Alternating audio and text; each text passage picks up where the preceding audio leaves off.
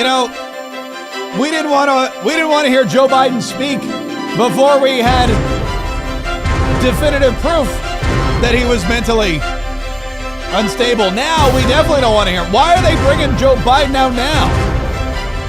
Is it to try to counteract Jake Tapper's book? Are they trying to prove that he's still alive? I don't know. It doesn't make any sense to me. Have they not abused this poor old man enough? Have they not tried to deceive the public enough? They just never, you know what?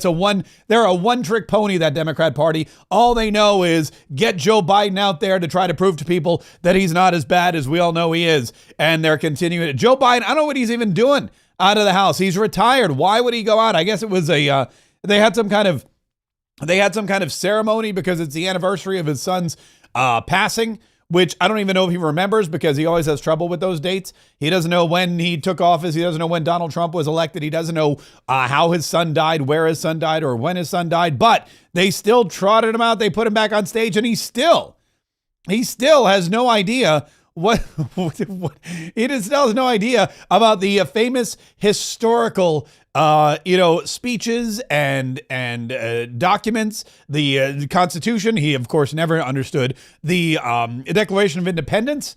I mean, he's still, after all this time, nobody thought to get him a copy of all these things so that he could take a look at them. The idea when America was founded out, we hold these truths to be self-evident, that all men and women are created equal, endowed by the Creator with certain inalienable rights, life, liberty, pursuit of happiness. We meant it. That's who we are. That's what makes America the most unique nation in the world. Life, liberty, and the that's what it is right there. It's the pursuit of happiness, and that's Joe Biden out there. Yeah, look, and this just feeds into the whole narrative that Joe Biden is gone. He's out there. He's no longer of use to anybody, not himself, not his country. This just goes to prove, once again, pardon me, that Joe Biden is just as bad as we all knew, and as Jake Tapper has written in his book, now that he's trying to get some moolah. We're going to get to all that here in just a minute. Also, we should point out that today is Elon Musk's last day at the White House. Elon Musk, Donald Trump posted on his Truth Social, I'm having a press conference at 1:30 p.m. Eastern time with Elon Musk at the Oval Office. This will be his last day, but not really, because he will always be with us. Sounds like he's dead, doesn't it? Elon's memory, he will always be with us right here in our hearts. No, he's always going to be with us, helping along the way. Elon is terrific. See you tomorrow at the White House. So this was posted yesterday. Today, there's going to be the press conference at 1:30, which if I check my, okay. So this, I believe, is going to be happening, I hope live. If it's live, we'll take it live. The way these Oval Office press conferences work is sometimes they bring in the pool reporters and they do it all live. Sometimes what they do is they bring in the pool reporters and they record it, and then they go back and then they start playing it, after the fact. So we'll see what happens if we're still going at 1:30 and it's live. Then we'll jump in and we will bring you those clips, because it's going to be really. I don't know what they're going to talk about. I don't know what they're going to do. I imagine Elon Musk will take some questions. His Oval Office press conferences are always amazing. And in the last week or so, he has kind of expressed a little bit of disappointment with the big, beautiful bill and how big and beautiful it really is, and what's happening with it and what's not happening with it, and how he wished there had been more Doge cuts that were codified in the bill. Stephen Miller came forward and said, look, we can't actually codify all the Doge cuts in the bill because that's discretionary spending. And when we do reconciliation, it's only mandatory spending. So that's why we're in this kind of turmoil. But, Congress hasn't come forward with any kind of plan to codify these Doge cuts either. And that's one of the reasons why Elon Musk and millions of conservatives around the country are really, really upset. In fact, Kevin Hassett, who is the director of the National Economic Council, he talked about these rescission packages, which are, I guess Monday is the first one. We're led to believe Monday is going to be the first one that Marjorie Taylor Greene has told us.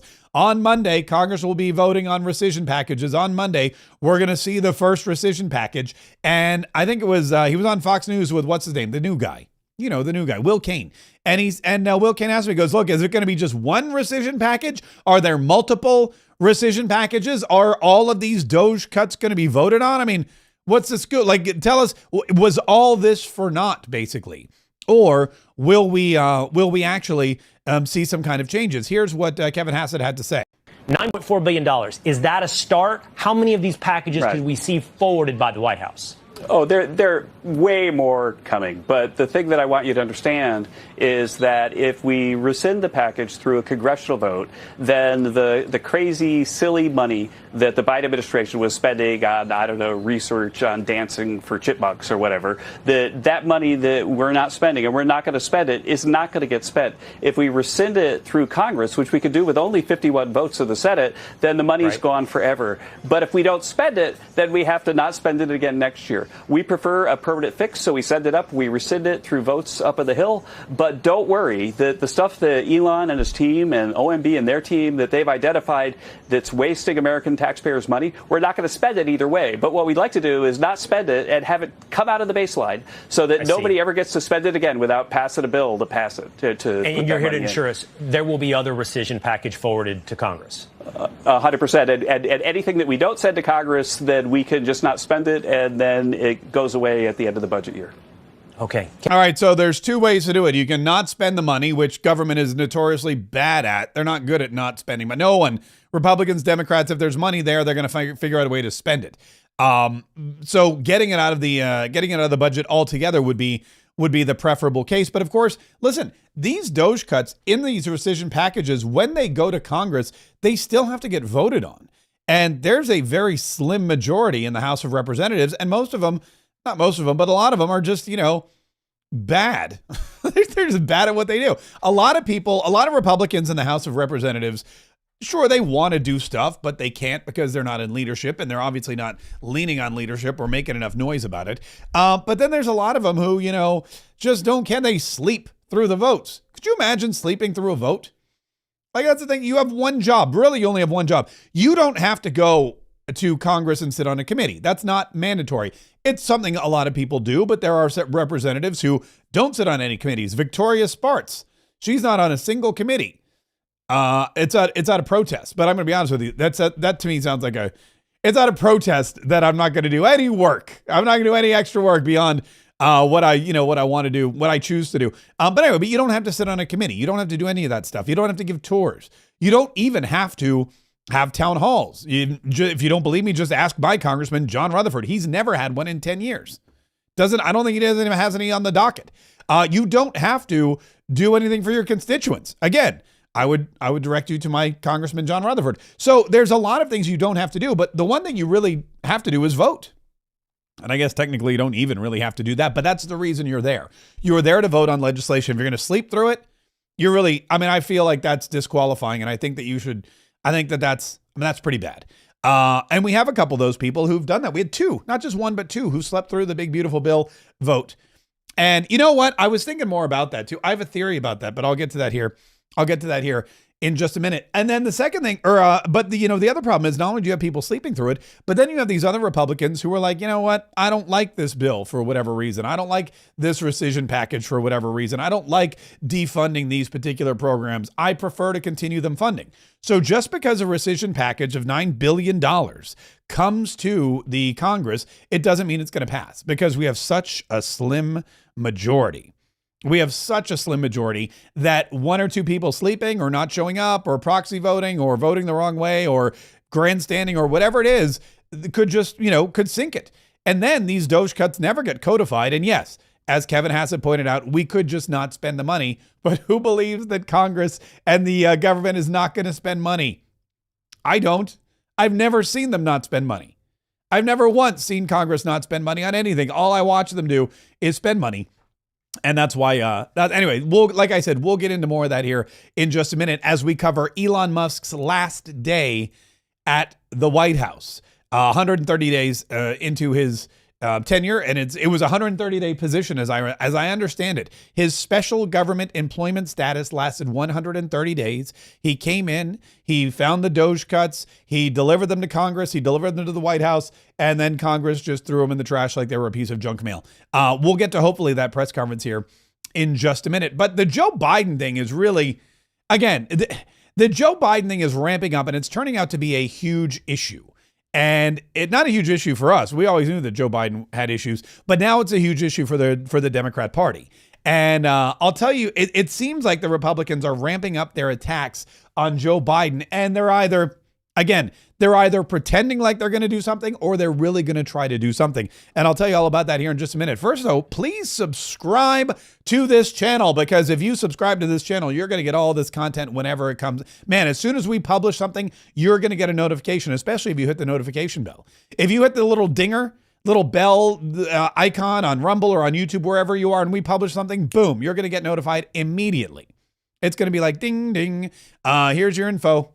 Thanks. And then if you're on the podcast platform, we also want you to do the same thing. We would like you to subscribe to the podcast. We want to make sure that you are getting the podcast every single day, that as soon as the podcast is published, you've got it on your iTunes, you've got it on your Spotify, you've got it wherever you happen to be listening to podcasts. We want to make sure you get it there.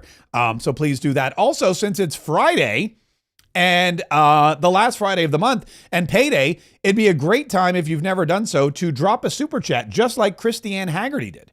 Christiane Haggerty dropped a $5 super chat. Boom. In your face, everybody who didn't drop a super chat like Christiane Haggerty.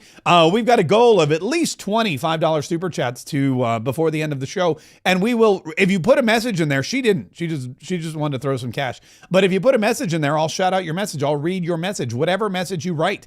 As long as there's no wordy dirge or it doesn't say something like, I'm an idiot or something like that. That's what I would do. I'd be like, I'd send somebody a $10 super chat and it would just say, I'm an idiot. So they would read that. But anyway, or if you want to send a Rumble rant, if you're on Rumble, we would appreciate both of those. Again, every penny that you give us, we reinvest right into the show. And every single piece of every type of support that we get here on the show allows us to continue to do the show. So it's not just you saying, here you go, Mark. Thanks for being our clown. Thanks for entertaining us. It's you saying, I appreciate this and I'd like more of it. And that's the way we do it. We're not charging you for the show, but anytime you can support us, we definitely are thrilled and appreciative of everything that you can do so that we can continue to do this. All right. So Joe Biden can't talk, doesn't know what the Declaration of Independence says. And for some reason they're putting him back out there. The idea when America was founded out, we hold these truths to be self-evident. That all men and women are created equal, endowed by the Creator with certain inalienable rights. Life, liberty, pursuit of that. We meant it. That's who we are. That's what makes America the most unique nation in the world. Yeah. This is, of course, a big issue for Joe Biden. And I think what's happening is I think the Democrats start to realize that the Republicans are not joking anymore, or that the fact that they're no longer in power and that all of the truth is starting to come out about Joe Biden. I think what they're trying to do is they're trying to save face a little bit, and they're pushing Joe. You're probably going to see more of Joe Biden because they want to disprove the truth, which is that this guy physically and mentally has no right, or had no right, to be president of the United States, and there was a massive cover-up. And that's something that a lot of Republicans are coming out now and saying. And the fact that it is such a talking point for Republicans leads me to believe that there's going to be some action. Jason, your reaction. Yeah, this is very serious, because the fact that Joe Biden was a vegetable, the fact that these people who we did not vote for were working the auto pen to put these disastrous policies in place, led to the deaths of young women like Rachel Morin, Jocelyn Nungry, Laken Riley. Think about that. If you're a family member of one of these young women who were killed by illegals that Joe Biden and his handlers auto pen put into place, I would be even just so disgusted and so angry about what they did. And even as we talk about the first subject from this morning with the IEPA and these international trade matters, these emergencies exist now and have existed, but Joe Biden and his handlers were just too stupid to do anything about it. Yeah. Elections have consequence. When you put someone like Joe Biden into the White House, then that's when it costs people lives. It leads to wars. Wow. It leads to unchecked mass immigration, and it also leads to an economy that disadvantages American workers. Yeah. And that's a really great, that's an excellent point. Jason Miller, one of Donald Trump's personal advisors, that's an excellent point that he makes out there. It's not just that they lied and they covered it up. Sure, that's bad enough. Lying and covering up about a president or anybody being mentally able to do their job, especially a job that's so important where you have the nuclear codes and the nuclear football and you can declare war on whomever you want and open up the border. I mean, but what we've seen is that the lies and the cover up directly caused the death of Jocelyn Nungari and all these other, individuals and Laken Riley. And that is why this is no longer just a political cover-up. It's a criminal investigation. Joe Biden was basically the weapon that caused these murders. Joe Biden was the weapon that caused these young women to be killed, and countless other crimes to be committed as well. All of the dogs and cats that were being eaten in Ohio, all of the people in the apartment building in Aurora, Colorado, that were terrorized by gang members who took over their apartment complex with guns, with rifles. All of these folks that have just been really had their lives negatively impacted by the illegal immigration and the economy, everything else. All of that is now a criminal investigation, or should be, because they put in place a guy who was not able to do the job.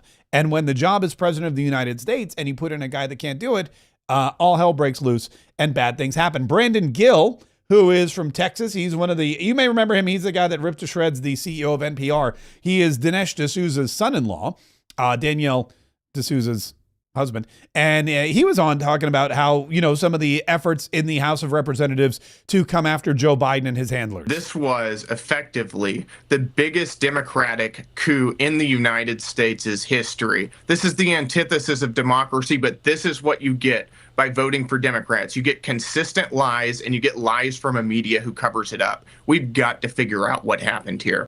Yeah, and that is something that is another issue, is the media. And I'm curious to see if any of the media will be brought up. Like, for example, Jake Tapper probably should be in front of a committee. I mean, if I were the House of Representatives, I would have returned to session and just started investigating Jake Tapper. I just bring him up every single day. I just ask him questions about everything. And just so that he cracks. The only problem is he'd probably sell a lot more books too. So what we see here now is we have Jake Tapper. We've got the media covering everything up. We've got the Democrats in the White House, outside the White House, in Congress, in the Senate, who all knew about it and were also part of the cover up. And it is shocking that these kinds of things are happening. But it's not just the media and the aides. And we already know that there are some aides who are scheduled to be interviewed, but it's not just the administration officials, and it's not just the cabinet secretary, but it's Jill Biden. And Jill Biden is probably one of the most, I would say, responsible for pushing the hoax of Joe Biden being mentally and physically able to do anything, because she was the nursemaid. She covered for him. She shoved him out there. She ran cabinet meetings. She did everything she possibly could to try to help perpetuate the myth and the hoax that Joe Biden was of sound mind and body. I think, frankly, the former First Lady should certainly speak up about what she saw in regards to her husband and when she saw it and what she knew. Because I think anybody looking, again, at the videos and photo evidence of Joe Biden with your own eyes and a little bit of common sense can see this was a clear cover-up. And Jill Biden was certainly complicit in that cover-up. There's documentation, video evidence of her clearly shielding her husband away from the cameras. They were just on The View last week. She was saying everything is fine. She's still lying to the American people. She still thinks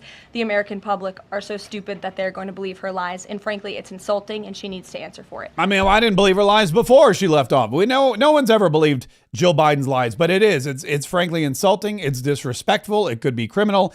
And if you have a little bit of common sense, then yes, absolutely, 100%, you can see that Joe Biden was nowhere near in good enough shape to be running the country, let alone really walking. And that is something that we need to get to the bottom of. That's something that needs to be handled and investigated. Jill Biden, I don't know if a first lady has ever been investigated by Congress. I don't know if a first lady has ever been criminally negligent. I mean, Hillary Clinton was criminally negligent of a lot of things. And yes, she was investigated. But the interesting thing about Hillary Clinton was she wasn't investigated for things she did when she was first lady. She was investigated for things she did when she was Secretary of State, or didn't do as Secretary of State. So I think that this would be the first time a first lady with no other political position under her belt would be brought up to the House of Representatives or to Capitol Hill to give testimony. And I think it's important. And I think that yes, anybody with common sense would be able to see that, except of course Jake Tapper, who continues to say that he was duped. He was duped just like everybody else. Just like everything. Jake Tapper had no idea, none whatsoever, that he was told that Joe Biden was mentally competent. He was told that Joe Biden was doing A-okay. He was told that Joe Biden was totally fine.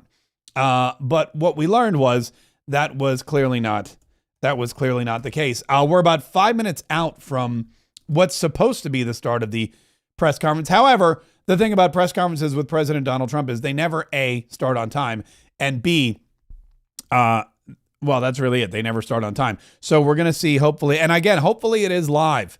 I'm trying to check out their YouTube channel here just to make sure I'm not missing it. I know that, let's see, RSBN has it. Soon, President Trump and Elon Musk hold a final press conference before departure. So you know what we're going to do? We're going to monitor them so that we won't miss it. I don't want to miss a thing, to quote Aerosmith.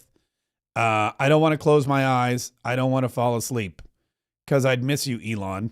And I don't want to miss a thing. So we'll monitor this in the background and we'll make sure that we understand or that we know when they go live, if they go live. So that, because it is important to cover, and I am curious to see how they're going to handle this and what, if anything, Elon Musk is going to say. Because remember, Elon Musk was brought in. He put a lot on the line. He sacrificed his companies. He sacrificed his fortune. He sacrificed his relationships. He sacrificed a lot of his shareholders. His reputation. He's been dragged through the mud. His customers have been attacked. Their Teslas have been vandalized, simply because Elon Musk was trying to save the government. And there has to be, it's understandable, the animosity or the maybe not anger, but frustration one would have if you do all this work and you make all this sacrifice and nothing comes of it. In the meantime, while we're waiting, there is good news, of course, about Donald Trump's battle with the judges. We talked about this in the 47 Daily podcast earlier today. But Donald Trump had a reprieve, if you will. There was, of course, I think, frankly, the former First Lady should certainly speak up about what she... Pardon me, that was the wrong button. There was, of course, a decision handed down by the U.S. Trade Court, which just doesn't even seem like it should be a thing. And they stopped President Donald Trump from his Liberation Day tariffs, all the Liberation Day tariffs, the reciprocal tariffs on all the countries that were treating us so badly. Donald Trump's attempt and effort to make trade fair again. The court just shut it down. They said, you don't have the authority. And Donald Trump was like, yeah, I do. And they were like, no, you don't. He's like, yeah, I do. They're like, no, you don't. And he goes, oh yeah, hold my beer. Although Donald Trump doesn't drink. So hold my Diet Coke would be what he says. And then they ran to the appellate court. And guess what? The appellate court said, yeah, Donald Trump has that power. There's no real, we're going to go ahead and overturn this within hours, by the way, the same day. And Kevin Hassett again talked about that and said, you know what, we're a little shocked it took this long. We're very pleased with the ruling. We expected it. The bottom line is that our U.S. Trade Representative, Jamieson Greer, is the best trade thinker in the business, that President Trump's case is ironclad, and the appeals court took almost no time at all. In fact, we're surprised it took till the end of the day for them to overturn this previous ruling. The bottom line is that President Trump's trade team has their eyes on the horizon. They understand that we've got to make America great again by making trade deals fair, by advantaging U.S. producers and U.S. farmers when they sell things in foreign markets, and leveling the playing field at home for foreign products that are brought here. And so this is a big victory for the president. And I just got to say that you also can see, if you just look at the data, that President Trump's vision is working, that we've received $50 to $60 billion in tariff revenue since we've started the tariffs. Inflation has gone down. In fact, if you think about it, the automakers for foreign auto companies are running ads saying they're not going to increase prices. So it's working exactly the way we thought, and we're very pleased with the decision today. By the way, is he like in an aviary? There's a lot of birds there at the White House. That was a lot of chirping. I felt like I was kind of at the zoo. You know, like when you go into the bird, they have like the netted.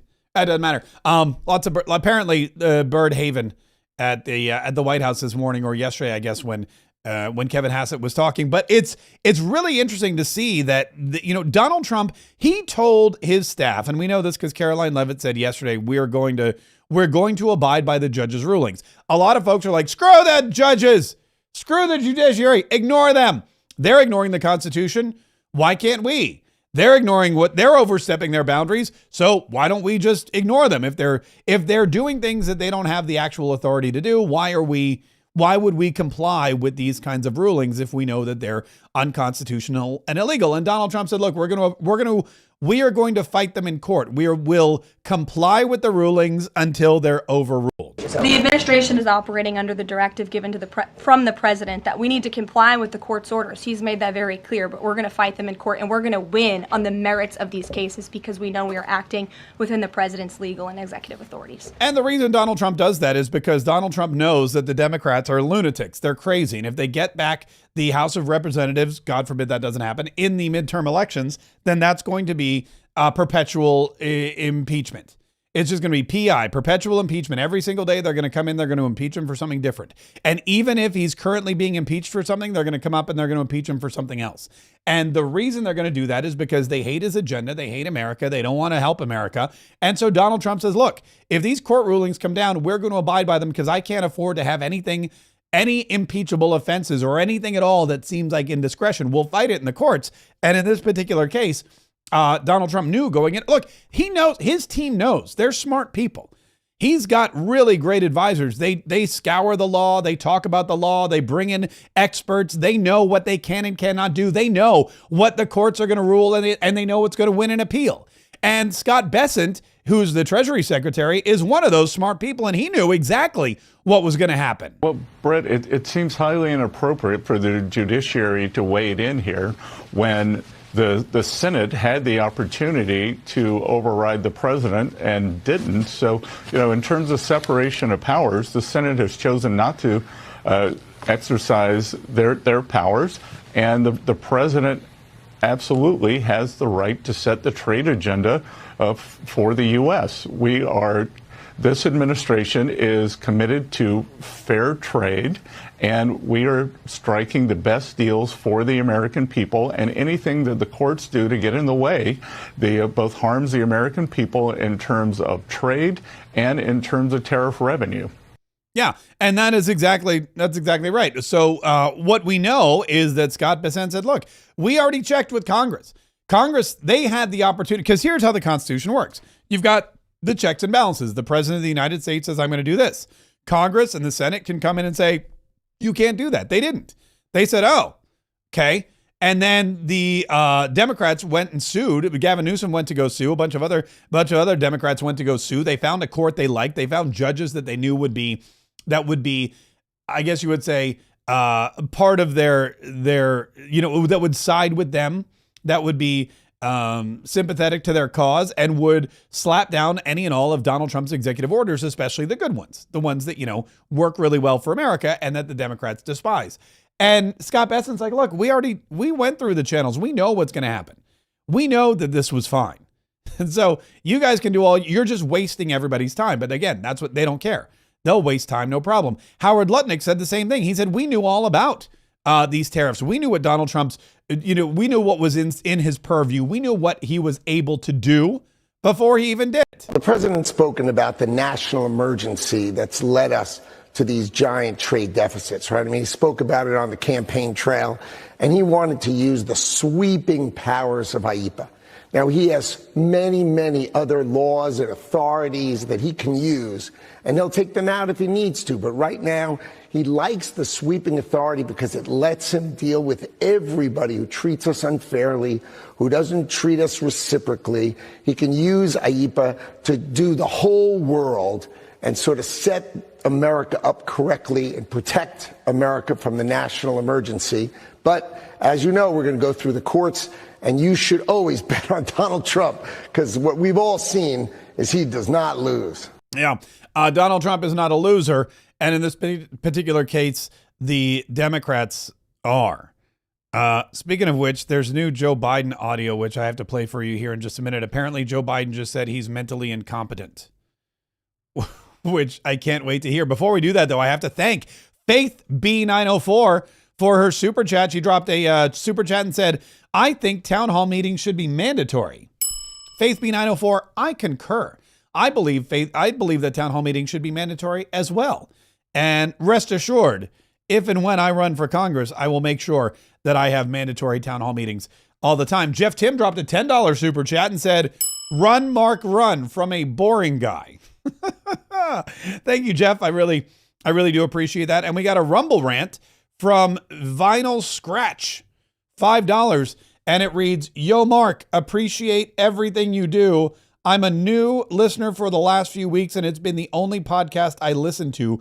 Keep up the great work, Mark. Save the Republic." Vinyl Scratch, we appreciate that. Jeff, we appreciate that. Faith B904, we really appreciate that. We appreciate all your super chats and everything that you've been able to do for us. All right, let's go to this Joe Biden clip. So Joe Biden apparently, well, let's listen to it and then we'll see what happens. And there's also been a lot of discussion recently about your mental and physical capabilities while you were in office. You can see that. I'm mentally incompetent and I can't walk and I can beat the hell out of both of them. Do you want to reply to any of those reports, and also to the fact that there are some Democrats who are now questioning whether you should have run for re-election in the first place? Why didn't they run against me then?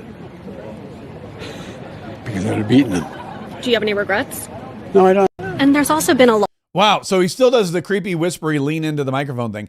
Joe Biden saying, I think he may be attempting a joke here, but it's definitely, I don't know, maybe he's not. And there's also been a lot of discussion recently about your mental and physical capabilities while you were in office. You can see that. I'm mentally incompetent and I can't walk and I can beat the hell out of both of them. Do you? I don't know. Yeah, I feel like that's a Joe Biden joke. I feel like he's saying, look, clearly you can see I'm mentally incompetent and I can't walk and I can beat the hell out of both of them. I don't know who he's talking about. You can see that. I'm mentally incompetent and I can't walk and I can beat the hell out of both of them. Now, even if it was a joke, it was poor. It was a poorly timed joke, because we're 100% going to play that over and over again. It's definitely not the kind of thing that Joe Biden would want out there, because you could clip that easy. I mean, we're going to clip it 100%, and we're going to let everybody know Joe Biden just said he's mentally incompetent and he can't walk. Again, they should have just locked him up. They should have just kept him locked up, and they should have not let him say a thing. Let's get back to the judges. So Stephen Miller was on CNN. And I don't know why CNN keeps having Stephen Miller on, because, you know, it never ends up well for them. Let me play this clip for you. Undocumented migrant sent a letter threatening to kill the president, promising to self-deport after the assassination. CNN reporting shows that investigators believe the migrant was set up. It was a victim of a setup. What is the administration going to do now? And this is an undocumented immigrant. I do want to note that, but this was someone who came forward, was a victim of a crime, and now law enforcement believes he was set up. Go ahead. Well, I want to clarify what you mean, so we're talking about the same thing. Are you saying this immigrant was here illegally? Yes, but I am, and that's why I said that. I clarified that. You said undocumented, and I wasn't clear what that means. I'm assuming they have a fake ID. I'm assuming they have a fake social security number. That's neither here nor there. That's getting away from the question, country. Stephen. I want this to be, and call me naive, a good faith discussion about what's happening right now. But when we use language that's designed to obscure the truth, that's not good faith. All right, an illegal alien is an illegal alien. They're not an undocumented migrant. Okay, that's fine. That's another discussion for another day. I don't know the details of the assassination threat. All I can say, based on what you're telling me, is there's an illegal alien in our country who's making menacing threats. Regardless of the facts or circumstances, we don't want him here. We're going to get to the bottom of it, and I would gladly come back on when I have more information to share with you. They were set up, just to be clear. But quickly, where is the White House on habeas corpus? The illegal alien was treated unfairly. Yes, I'm sure the illegal alien was treated very unfairly. Where is? That is CNN saying we would like to have a good faith discussion. However, we want to use language that we know is not in good faith. This is another clip I want to share here real quick of Stephen Miller. Not the job of a. Do you think a judge should just rubber stamp what your White House does? If not, what checks and balances do you think should be in place for this White House? It is not the job of a district court judge to perform an individual green light or red light on every single policy that the president takes as the head of the executive branch. Just think about the premise baked into your question, respectfully, Pam. You're saying that when the American people elect a president of the United States of America, I'm not saying well, it's the implication, who is the sole head of the executive branch, Well, let me finish. I will answer the question happily. But look, when you have these kinds of lazy assumptions built into questions, it makes it hard to have a constructive dialogue. What is a lazy assumption? I said you all had to win. You said no. You said is it my expectation? I'm speaking you because said, now you're putting. You said is it my expectation? It's not just you. It's the whole media. In other words, when you I know hear you a want to sentence loop like us on. It is a completely fair question. You say judges who rule against the White House and I will go gladly answer it. When you say, do we think district court judges should rubber stamp each action? There is a premise that is built into that is absurd. The president is the sole head of the executive branch. He's the only officer in the entire government that's elected by the entire American people. Democracy cannot function. In fact, democracy does not exist at all if each action the president takes, foreign policy, diplomatic, military, national security, has to be individually approved by 700 district court judges. That's democracy. So if there's 15 communist crazy judges on the court, that each of them as a team working together can block and freeze each and every executive action. They don't even understand the way they speak. They don't even understand, like he said, the gross assumption. She says, are you just expecting these judges to rubber stamp everything that the president does? Undocumented. It's not the judge's job. The president of the United States does not require a rubber stamp. The president of the United States puts forth an action, puts forth an executive action, puts forth an order, and it's followed. And if there is a discrepancy or if somebody has a problem with it, then they can sue in a court of law. But it is not the judge's job at the district level or any level or the Supreme Court level to look at everything Donald Trump does and say yes or no, you can and cannot do that. There is no rubber stamp for the president of the United States. He's just doing his job. And it is an obnoxiously ridiculous premise, and one, thank God, that Stephen Miller pointed out to her. She didn't even realize, by the way. She didn't even realize what she was saying when she was saying it. Do we care about Dan Goldman? I don't really care about Dan Goldman. Anyway, well, maybe we do. Let's listen to Dan Goldman. Dan Goldman is the same guy that said that President Donald Trump should be eliminated. This was during the campaign. This was before President Donald Trump was shot. Now he's out there, apparently comparing ICE to the Gestapo. Not the first Democrat to do this, by the way. This is common for the Democrat Party. Today, I had the opportunity to both observe immigration court and observe observe plainclothes officers wearing masks, arresting and detaining immigrants who were here to appear in front of a judge as part of their court case. This is Gestapo-like behavior, where plainclothes officers wearing masks are terrorizing immigrants who are doing the right thing by going to court, following up on their immigration proceedings, and trying to come into this country lawfully, which is through asylum. I worked with the Department of Homeland Security, I worked with ICE agents, I worked with Homeland Security's investigations.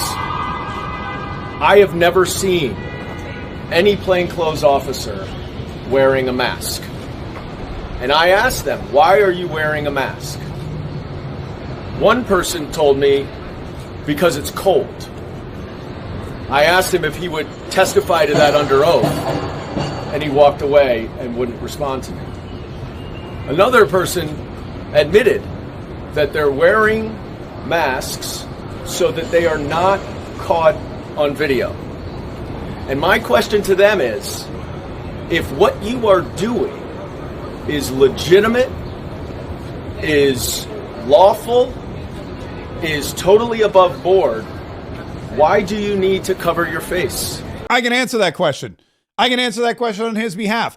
It's not that what they're doing is illegal. It's not that what they're doing is immoral. It's not that what they're doing is not totally above board. It's that the Democrats are so crazed and tyrannical and enraged by Donald Trump and just dangerously criminally insane that they would take video of these officers, cross-reference it with some kind of AI or Google, find out who these officers are, find out where they live. They would show up at their house. They would send SWAT teams. They would have these people swatted. They would try to ruin their lives. They would dox them on social media. And all they're trying to do is uphold the law. All they're trying to do is get violent criminals out of the country. So the reason they're wearing masks isn't because it's cold. It isn't because they don't want to be on video. It's because the lunatics on the left will act a fool and will put their lives and their families' lives in danger. And we know it's true. And it's not just the lunatics on the left who are sitting behind computer screens.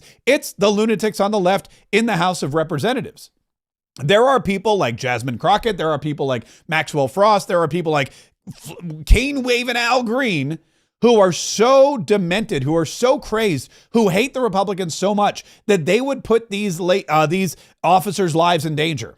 If an ICE agent were on videotape and their face was recognizable or their name was recognizable, some lunatic leftist would go hunt them down and make their lives miserable and send the SWAT team to their house and put their lives in danger. And we know that to be the case because we saw it in New Jersey when the Monica McIver and a couple other weirdos from the other side of the aisle went to a prison and pushed and shoved their way through, forced themselves, like body slammed ICE agents. We have it all on video. We know that there's an investigation. We know that there's charges. We know all this stuff. The mayor of Newark was arrested and released.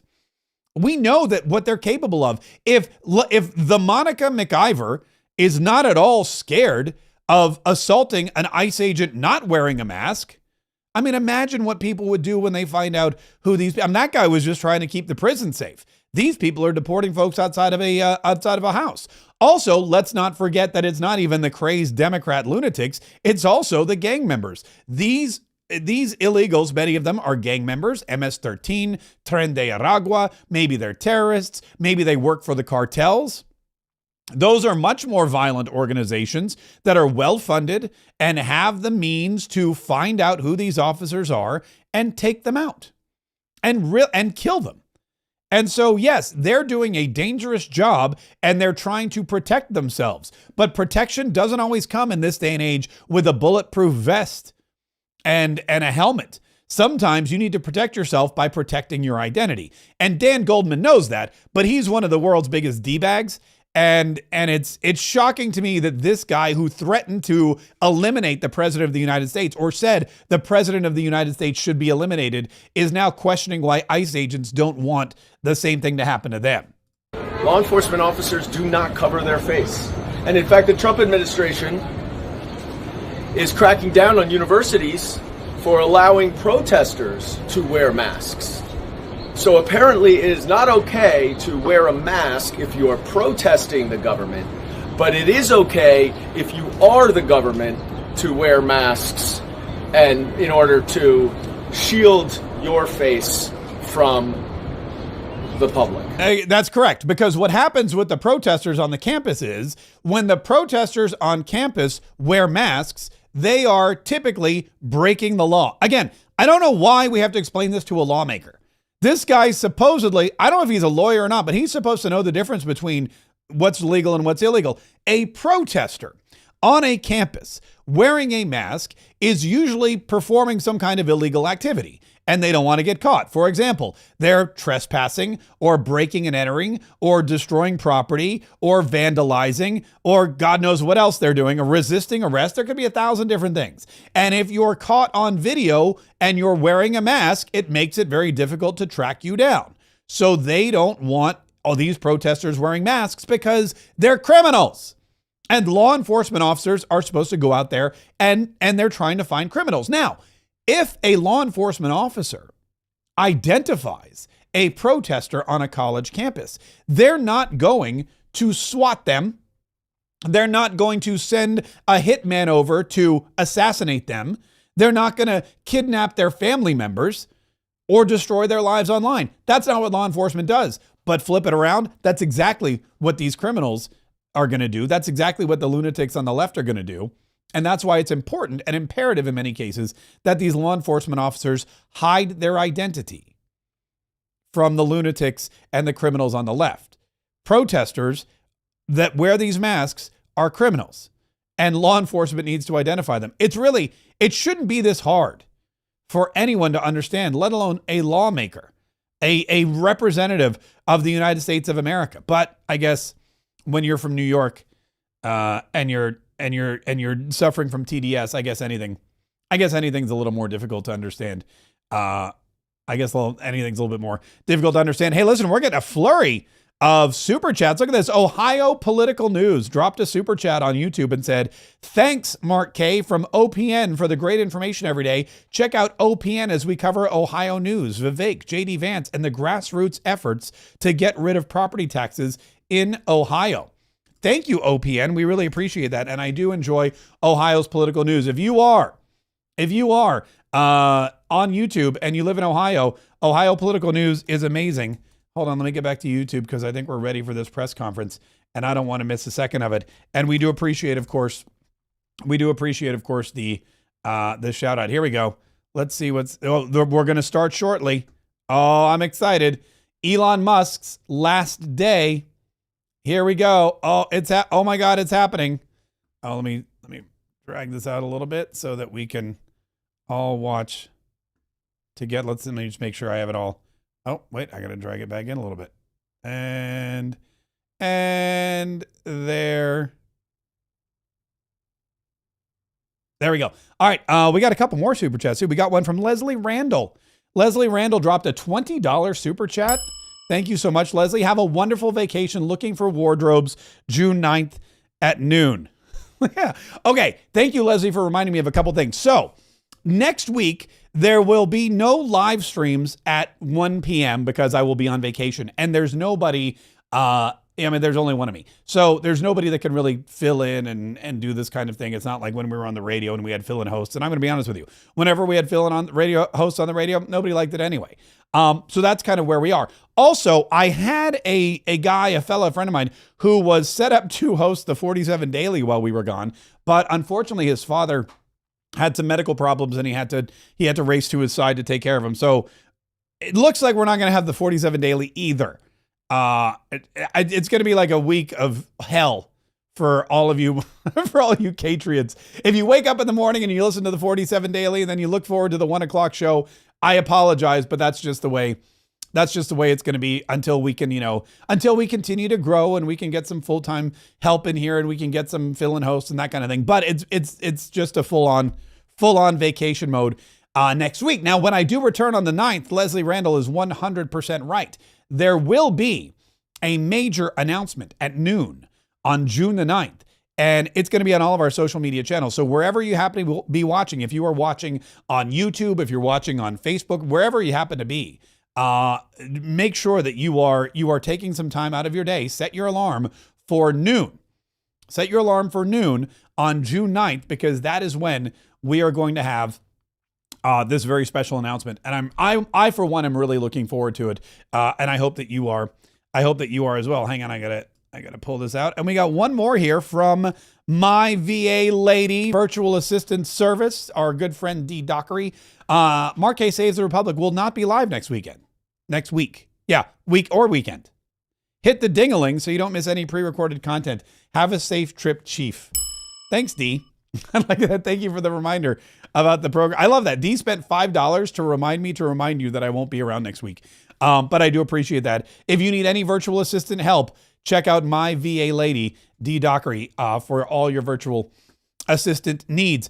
Real quick, one last thing before we get to the press conference, because it's going to be happening here in just a minute, is I sent an email about this earlier today in one of the Patriot dispatches, but for months we did a weekly masterclass called Dollars for Followers. And in it, I would teach everybody that was in attendance. I'd teach them, kind of how I create my shows, how I create my content, how I create my products, my merchandise, my books, my download, everything. How to put together a winning YouTube channel or a Rumble, how to create TikToks that bring in revenue, all this kind of stuff. Whatever you're interested in, that we do here every single day. If you want to know my secrets to going viral and earning at least $1 for every follower, we had this great masterclass called Dollars for Followers.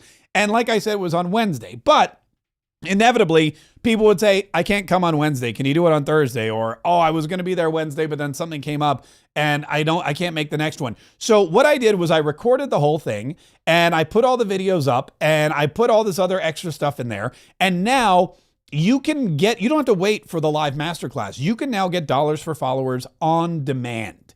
You can get the entire masterclass, the entire course. It's well over an hour, and it teaches you step by step everything you need to learn how to make $1 for every follower that you have on social media. And if you don't have that many followers, we'll teach you how to get them.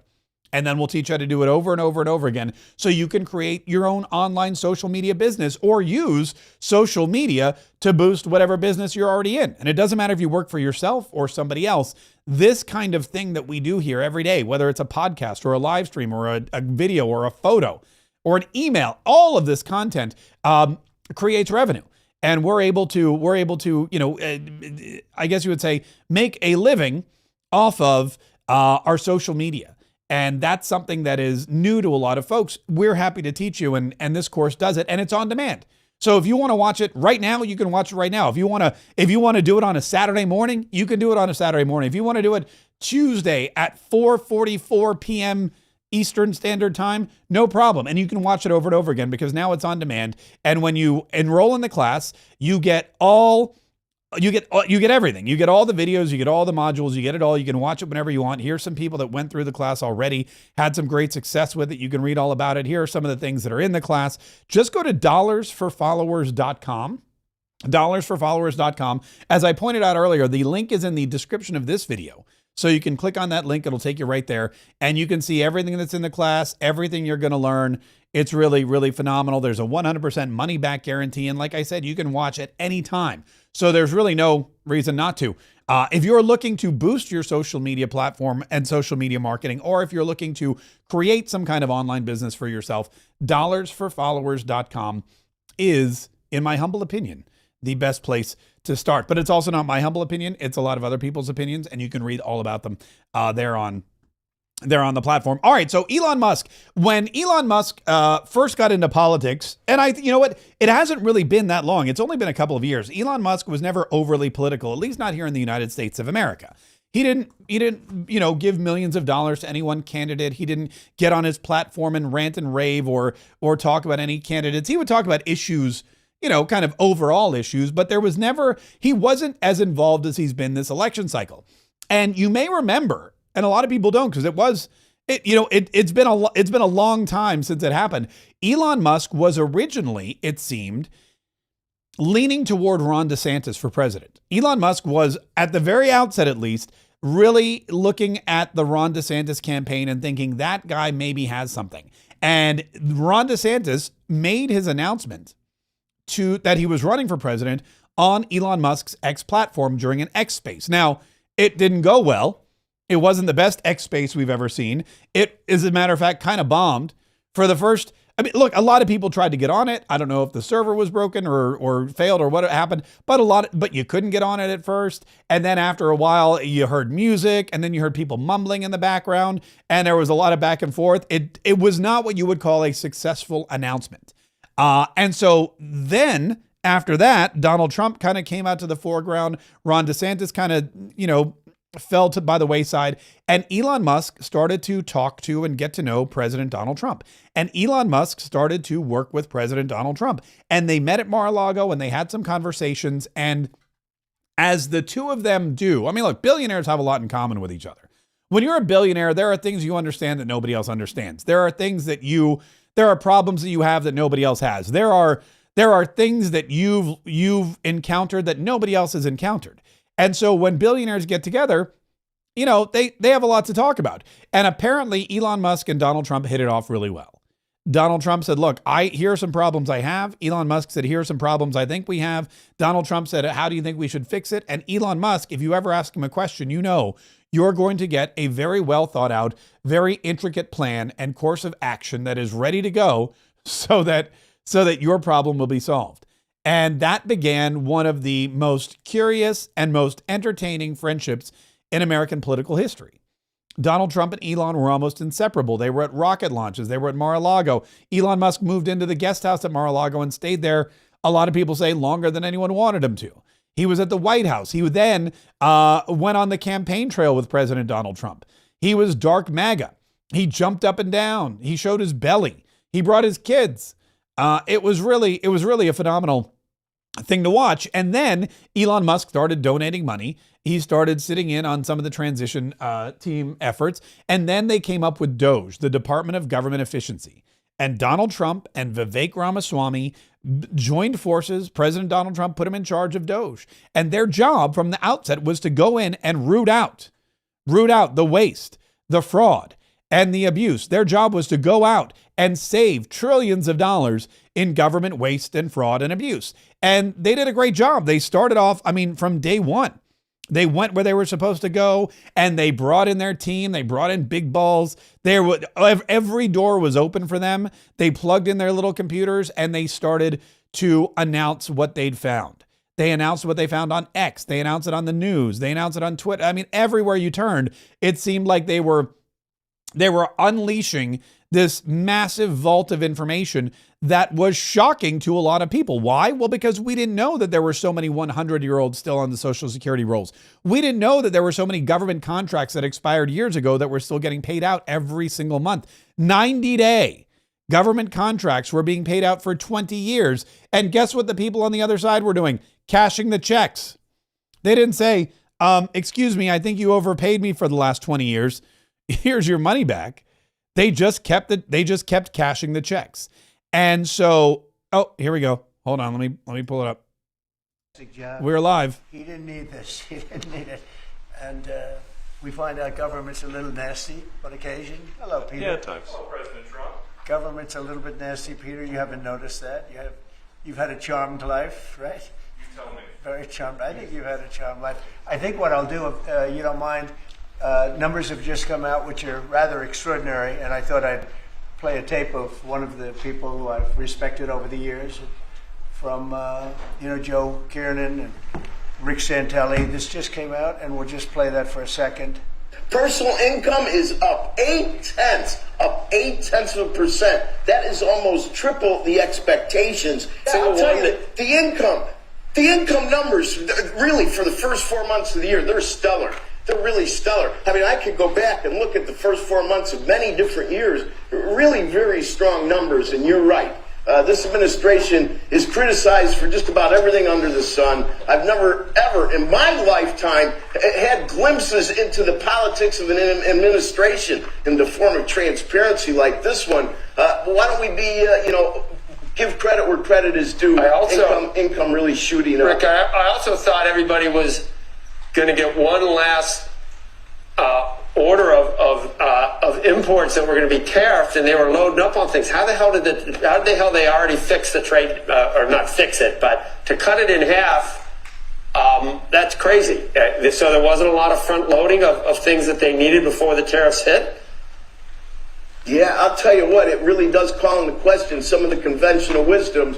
And, it's going to be interesting to see what happens next month when we get this number, or we see some of the other numbers like current accounts, see how they fared. Because I don't know, I've been watching these numbers a long time. I don't think I've ever seen the trade deficit cut in half in 1 month. Not bad. Woo. Right? Not bad. Come on, guys.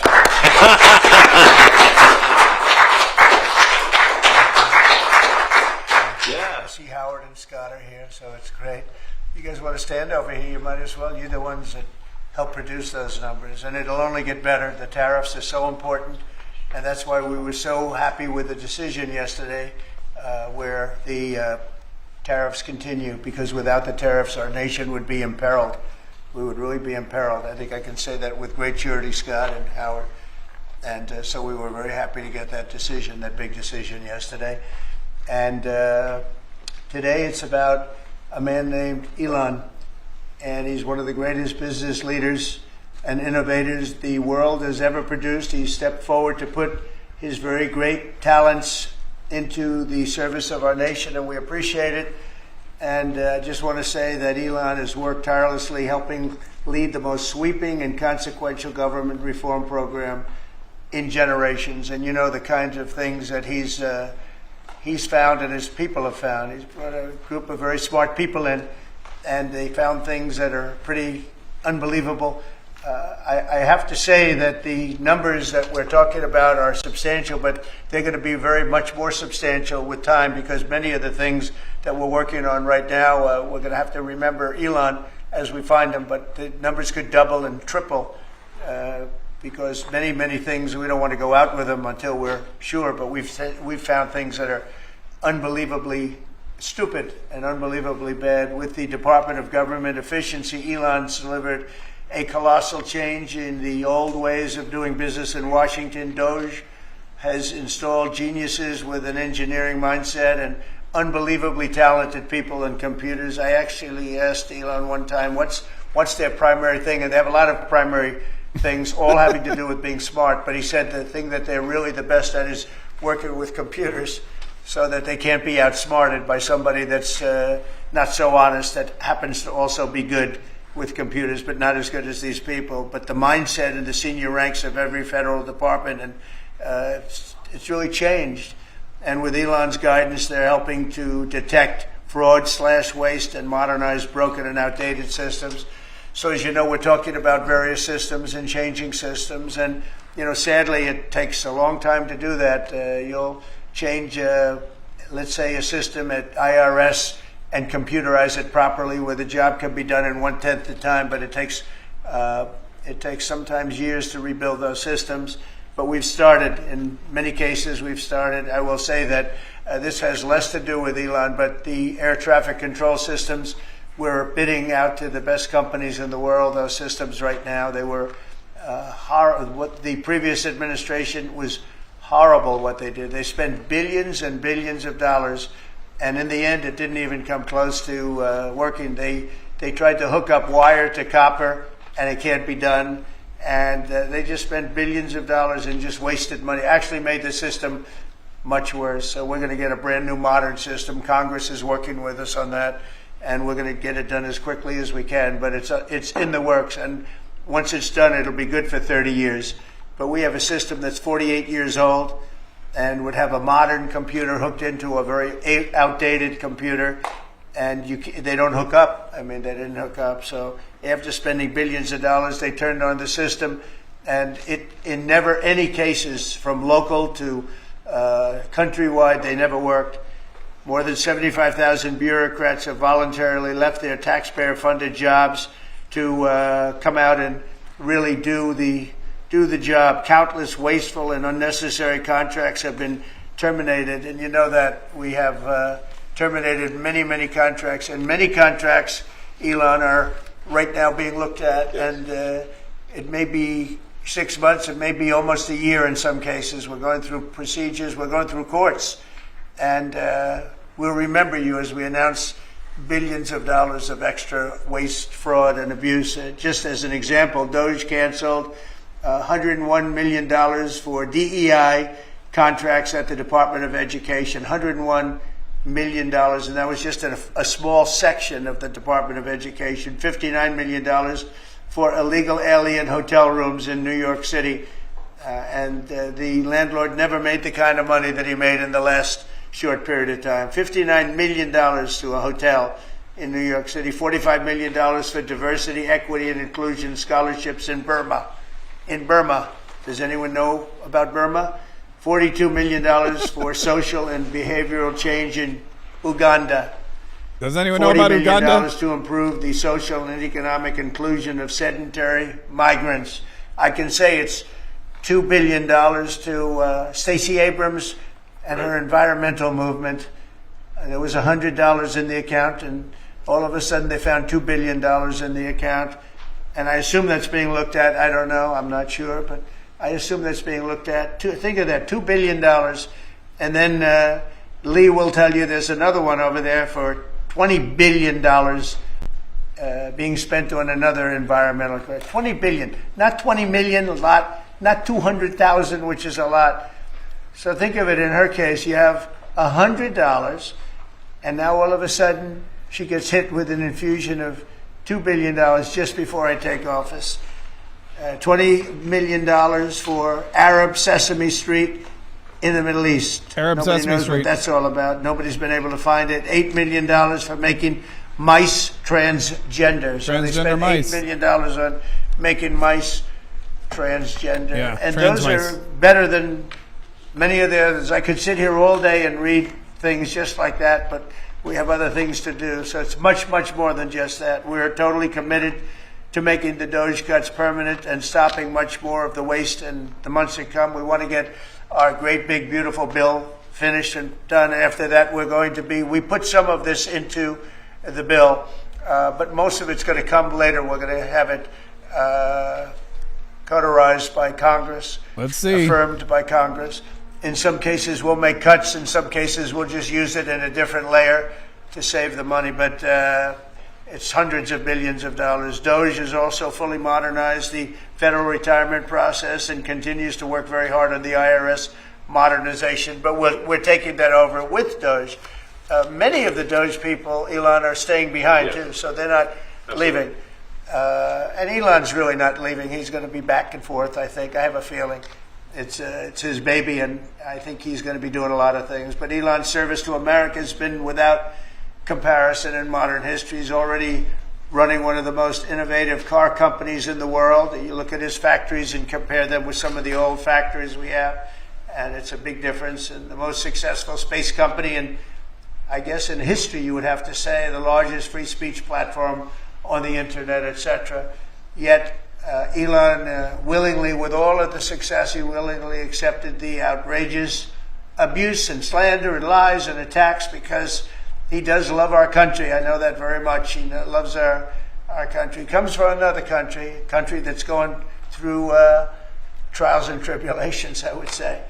But he's all about the USA, and Americans owe him a great debt of gratitude. So I just want to thank Elon for his time as special government employee. Can you imagine? They called him an employee, but it's a special government employee, and for coming and helping us. And he really has changed the mindset of a lot of people. A lot of people thought, maybe we'll cut 1% or 2% or 3%.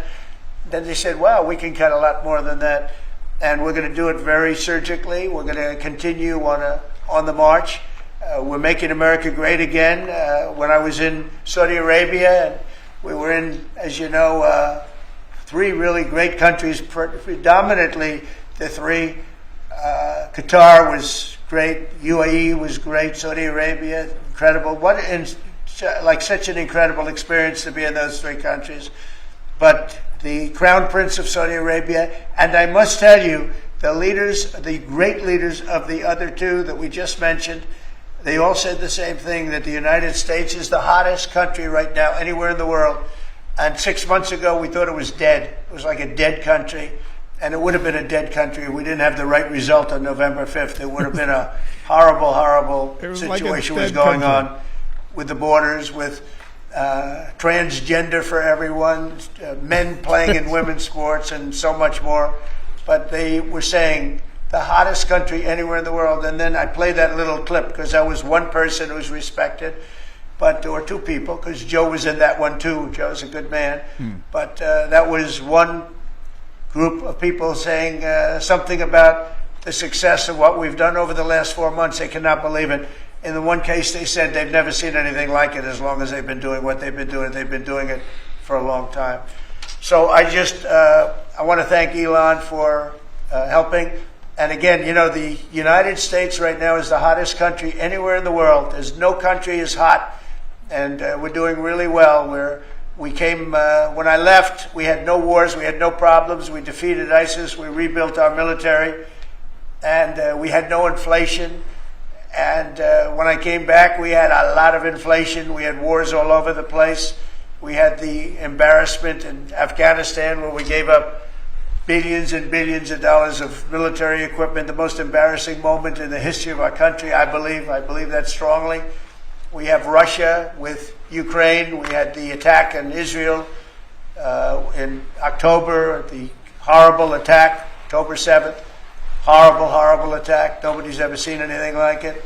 And now we have something where we're really healing a lot of that. We stopped India and Pakistan from fighting. I believe that could have turned out into a nuclear disaster. And I want to thank the leaders of India, the leaders of Pakistan, And I want to thank my people also. We talk trade. And we said we can't trade with people that are shooting at each other and potentially using nuclear weapons. Yeah. And we can't trade with you great leaders in if you're those shooting countries, at each other. and they understood and they agreed, and that all stopped. And we're stopping others from fighting also, because ultimately we can fight better than anybody. We have the greatest military in the world.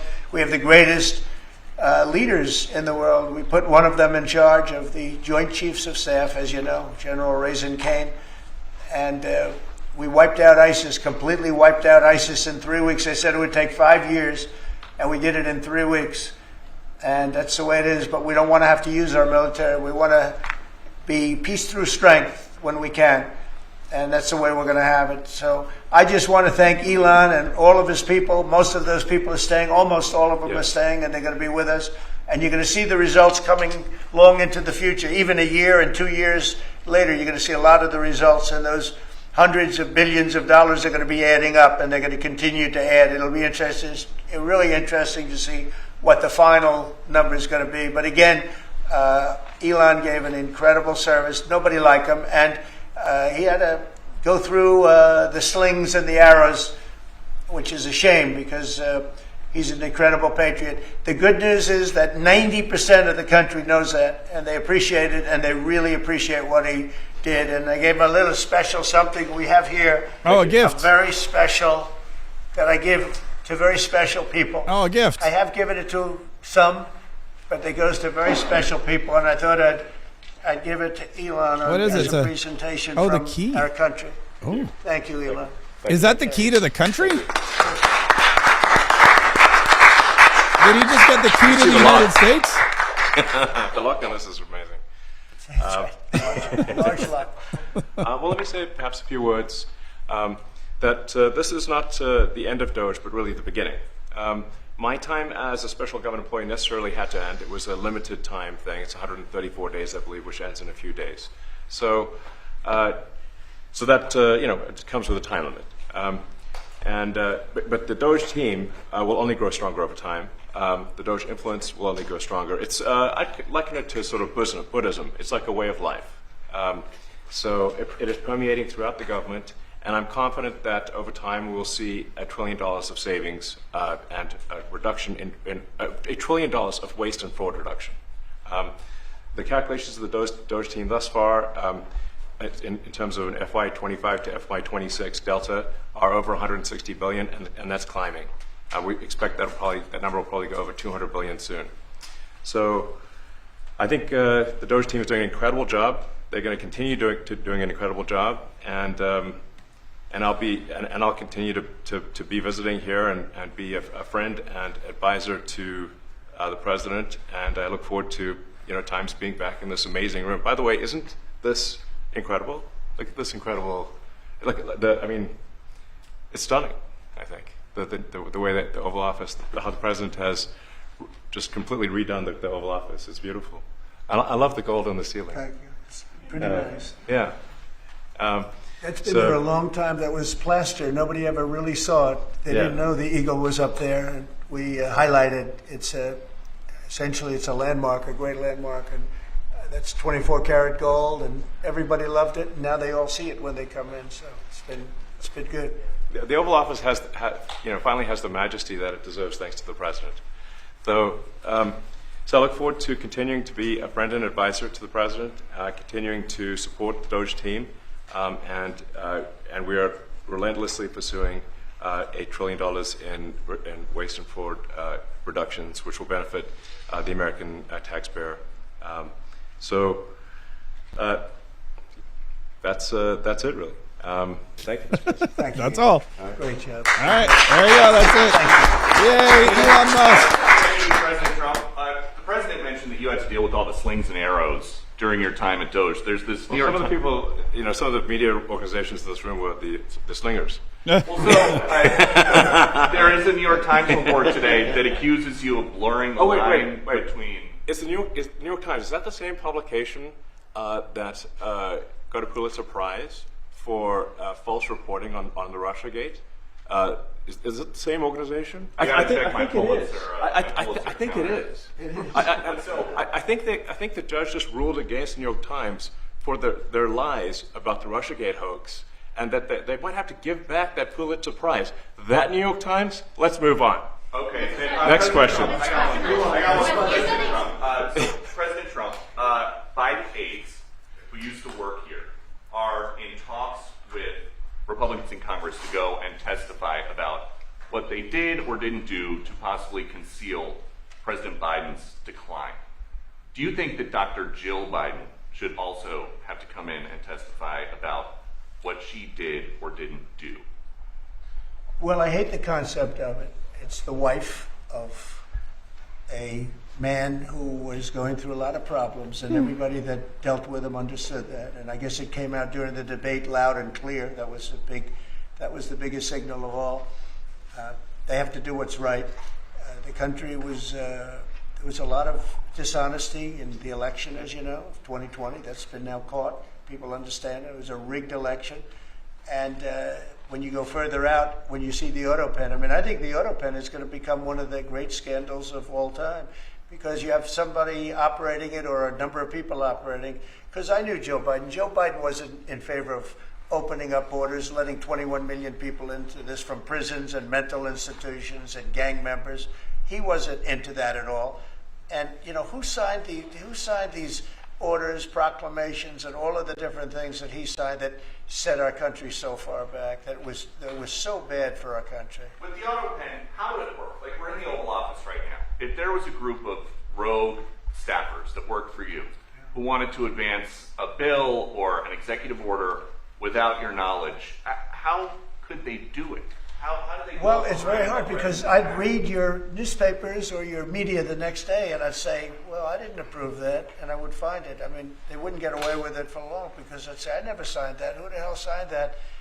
Auto pens, to me, are used to sign letters to people, because we get, I think they said 20,000 letters a week, and you like to be able, when somebody takes the time to write a letter, it's nice to sort of write back.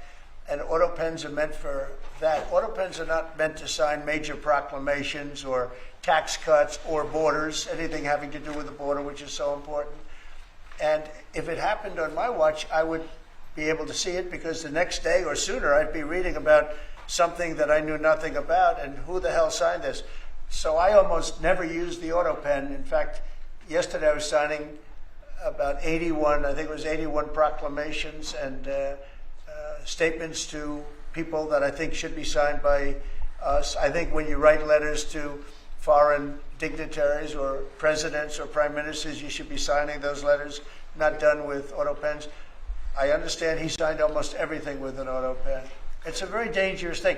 It really means you're not president. Whoever operated the auto pen, and we think we know who that is, and it was actually more than one person, but that's not what the presidency is all about. I hardly use the Mr. President, on China. Reinstate the tariffs on China. You said that they violated the agreement with the U.S. Well, they did. They violated a big part of the agreement we made. You know, if you read that whole statement, I was very nice to them. I helped them because they were in trouble with the stoppage of a massive amount of business. But I'm sure that I'll speak to President Xi, and hopefully we'll work that out. But yeah, it's a violation of the agreement. Yeah, please. Mr. President, can you give us an update to the latest ceasefire agreement that Israel has agreed to, but Hamas still considering? Well, they're very close to an agreement on Gaza, and we'll let you know about it during the day or maybe tomorrow, and we have a chance of that. And I think we have a chance of making a deal with Iran also. They don't want to be blown up. They would rather make a deal, and I think that could happen in the not-too-distant future. That would be a great thing if we could have a deal without bombs being dropped all over the Middle East. That would be a very good thing. Seems like a good idea. We want them to be safe. We want them to have a very, very successful nation. Let it be a great nation, but we can't have that. They cannot have a nuclear weapon. It's very simple. And I think we're fairly close to a deal with Iran. Mr. Musk, a question for Elon. Yeah, please. You said just now that you look forward to being a friend and advisor to the president. So do you expect to continue advising the president and Doge informally, or are you going to sort of shift your focus entirely to your companies? Well, I expect to continue to provide advice whenever the president would like advice. I hope so. I mean, yeah, I expect to remain a friend and an advisor, and certainly if there's anything the president wants me to do, I'm at the president's service. Mr. Musk, on Doge, you said that there was $1 trillion promise for cuts from. Yes, I think we do expect over time to achieve the $1 trillion. But what have you found in your time here was the biggest roadblock to getting those cuts? Was it the cabinet, or was it Congress, or something else? What was the biggest roadblock from your work? It's mostly just a lot of hard work. It's really not any one person or Congress. It's going through. It's Congress. Really, millions of line items and saying just each one of them makes sense. It's Congress. Not make sense. Obviously, at times when you cut expenses, those who are receiving the money, whether they're receiving that money legitimately or not, they do complain. And you're not going to hear someone confessing that they received money inappropriately. Never. They're going to always say that they received money appropriately for an important cause. Naturally, that's what you'd expect. So we just have to. It's just a lot of work going through the vast expenses of the federal government and just really asking questions. What's this money for? Are you sure it's actually being used well? Many times we can't even find anyone who defends it. So for a lot of the expenses, there is actually no defender at all. And then we have to just work through the process of stopping the spending, where there's often literally no defender. Nobody even knows why the money's being spent. It's truly absurd. I mean, we find situations where there are millions of software licenses with 0 people using them. 0. Exactly. This is the quizzical expression. You're like, surely, if there's millions of software licenses, someone should be using them. No, and then we've got to go through the process of saying, okay, look, if no one's using the software, we need to terminate this software license agreement. That's everywhere in the government, by the way. Mr. Musk, what do you think would be easier, colonizing Mars or making the government efficient? It's a tough call, but I think colonizing Mars and making life multiplanetary is harder. And as I said, we do expect to achieve over time the $1 trillion of savings. We can't do it in like a few months, but if you say by I think the official end of Doge, which the president may choose to extend, is the middle of next year. If you say by the middle of next year, with the support of the president and Congress, could we achieve $1 trillion of savings? I think so. We're on track to do so. Do you have faith that Congress has been... Go ahead. Mr. President, you had mentioned earlier in the week that Doge had become a whipping boy, and as the president mentioned, he went through a lot to go through this process. Yeah. Was it worth it for you, and what would you change? Yes, so what we found was happening was that if there were any cuts anywhere, then people would assume that was done by Doge. And so we became like essentially the Doge boogeyman, where if any cut anywhere would be ascribed to Doge. A friend of mine's daughter, who's at law school at Georgetown, thought that Doge had cut the Senate, the internships the legal internships for the Senate, and we have nothing to do with that. So if they have been cut, it's not to do with us, just as an example. So, it just became a bit ridiculous where any cut anywhere was somehow Doge, and including things that made no sense, and we would agree made no sense. There are many things that occur in the government because it's the banal evil of bureaucracy. It's sort of the frankly largely uncaring nature of bureaucracy. It's as the great Milton Friedman said, money is spent most poorly when it is someone else's money being spent on people you don't know, and that's how federal spending is. And then you can't really even blame the individuals because the way the government works is complaint minimization. So when you do when someone within the government tries to stop money being spent, there's usually someone that complains, and then their manager will say it's not worth the trouble, just pay it anyway. That happens over and over again. So was it worth I think it was an important thing. I think it was a necessary thing, and I think it will have a good effect in the future. Thank you, President Trump. This week there was a video on board a plane that showed the First Lady of France slapping her husband, Emmanuel Macron. Do you have any world leader to world leader marital advice? Make sure the door remains closed. That was not good. Yeah. That was not good. No, I spoke to him, and he's fine.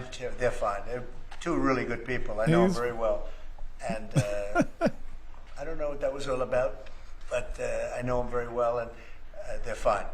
I got a little shiner here. What do you think about the Democratic Party plan to avoid being swept in every battleground state again by spending $20 million to study how to speak to American men? Well, you know, they spent 2.8 billion. We spent 1.5. We spent much less. We spent about half of what they spent, and at the end they were $28 million short. They had to be. They spent 2.8 billion. It's a lot, but they couldn't get 28 million at the end, and now they want to spend. I read that they want to spend money to learn how to talk. That's fake. You don't want to be fake. You shouldn't have to hire consultants to say what America needs. That's true. You know, then the consultants should be running the deal, not them. But I read that they want to spend a lot of money in each state. So we won all 7 swing states, 7 out of 7. We won a lot more than that. We won the popular vote. We won everything. And they want to spend money to find out what they did wrong. And I mean, I could tell you what they did wrong. I could tell you every one of their programs. When they say men playing in women's sports, I would say that's not a winner.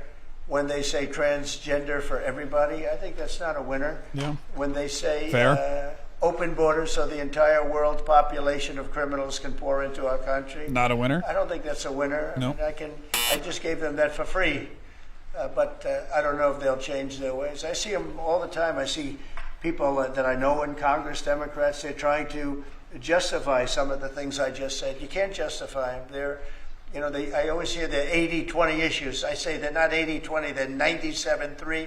They might be 99-1. They're not 80-20. They wish they were 80-20. And they're wasting a lot of money if they're going to continue with that nonsense. And this Mr. President, on the big six question, but back in most of The Apprentice, you mentioned once in 2012 that Diddy was a good friend of yours back then. He has since found himself in some very serious legal trouble. Yeah, that's true. Would you ever consider pardoning him? Well, nobody's asked. You had to be the one to ask, Peter, but nobody's asked. But I know people are thinking about it. I know they're thinking about it. I think some people have been very close to asking. First of all, I'd look at what's happening, and I haven't been watching it too closely, although it's certainly getting a lot of coverage. I haven't seen him. I haven't spoken to him in years. He used to really like me a lot, but I think when I ran for politics, that relationship busted up from what I read. I don't know. He didn't tell me that, but I'd read some little bit nasty statements in the paper all of a sudden. You know, it's different. You become a much different person when you run for politics and you do what's right. I could do other things, and I'm sure he'd like me, and I'm sure other people would like me, but it wouldn't be as good for our country. As we said, our country's doing really well because of what we're doing. So it's not a popularity contest. So, I don't know. I would certainly look at the facts. If I think somebody was mistreated, whether they like me or don't like me, it wouldn't have any impact on me. Mr. President, on the Big Beautiful Bill, would you like to see the Senate build in some support for your tariffs on the Big Beautiful Bill, or should that be a standalone bill? I have great support on the tariffs. I mean, I was so honored that we got that ridiculous stay lifted, because that would have taken away presidential power. It would have taken away everything that was granted by the founders. It would have been a terrible thing.